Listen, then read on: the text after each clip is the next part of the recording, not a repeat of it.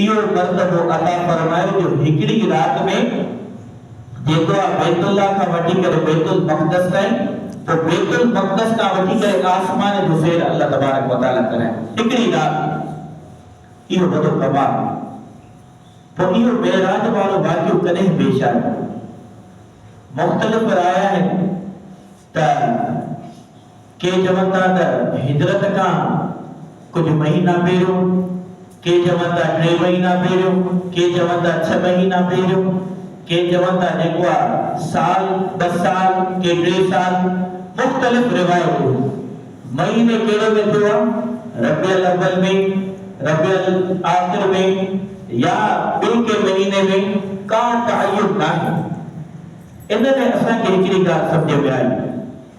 असां वटि जेको मशहूरु आहे त 27 रजब ते मेराज थियो आहे इहा ॻाल्हि कमज़ोर ॻाल्हि आहे मज़बूत ॻाल्हि नाहे त जेकॾहिं ईअं को प्रोग्राम या का शइ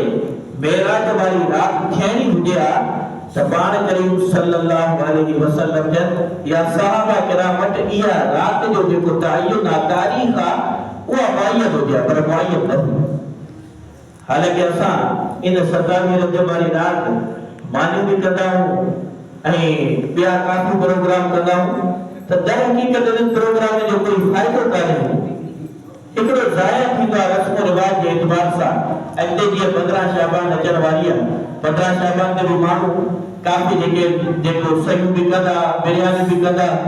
हालांकि सोचियो त इहे जेके आहिनि असांखे हक़ीक़त खां परे करे इन रस्म ऐं रिवाज में विधो वियो हक़ीक़त छा हुई त असां इन राति इबादतूं कयूं आहे इन शयुनि खां बचूं आहे पर असां छा था कयूं इबादतुनि खे छॾे करे